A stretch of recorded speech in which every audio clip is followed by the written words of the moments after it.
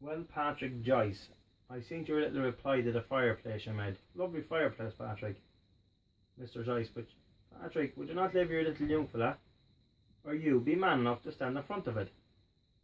Now, you went down and you're on about being a respectable travelling man, but you couldn't be a respectable travelling man when you went down and made a pipe bomb and left it underneath Roger Knapp's, Lord of Mercy, the man.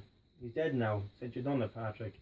You went down and left it underneath the house for his wife to get charged. So, Patrick, please don't add about being respectable. All you do, Mr. Joyce, is set pipe bombs for guards to find them. Because you're a guardsman, you're a squealer. We all knew you as that. You're a proper squealer, Mr. Joyce. Joyce, you're on about being a toucher. But Joyce, you couldn't be a serious toucher when you let my father touch you for £40,000. You said you bought my father a trailer. Well, my father's living in your trailer out of your £40,000 then, isn't he? You're not a great toucher. Couldn't be a great toucher. You got me Uncle Huey's boys, Terry, his son ainey. You got him, the chap is doing 12 year in England. Over you couldn't take. The boy was a better toucher than you. And you went down, he took money out underneath your nose where you couldn't get it out of.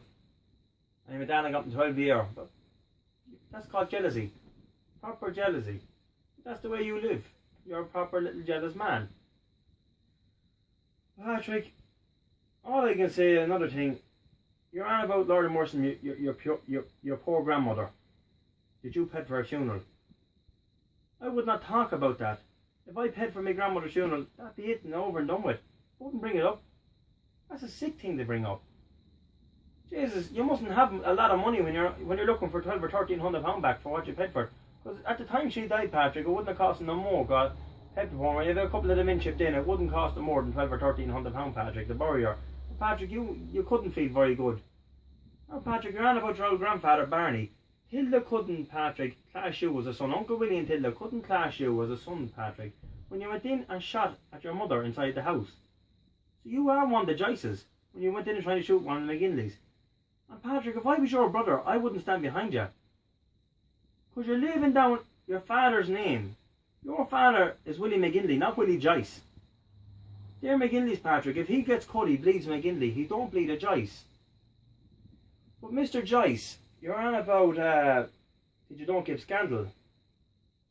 Well, we don't believe in giving scandal either. But I am going to give you, Patrick, a little small bit of scandal that I heard about you a couple of days ago at your brother Billy's wedding. You went down, Patrick, Mr. Joyce, and tried a little woman that was going to hospital, a respectable claim woman. And that woman went over and told your wife what you done. So please, Mr. Joyce, you couldn't have respect for any woman. You're calling a little other woman whores and prostitutes who was married to your son. She wasn't a whore or a prostitute. You had a bet like an ass, Patrick, and your son had a bet like an ass. The little woman got up and left away, Patrick, and now she's living a little fairy tale life in England. Brand new car, Patrick, underneath her arse, a new house. And the woman, Patrick, she's one child on the way and she's another child from your son Willie, Patrick, but that man is going to take that child, Patrick, and rear him as himself. But there's nothing you can do about that, Patrick. The same way there's nothing, Patrick, you can do about your two sons getting cut up in the morgue house, Mr. Joyce, is there? When you're in and left them. You're on about my father, that Tommy Purcell come in and cut my father.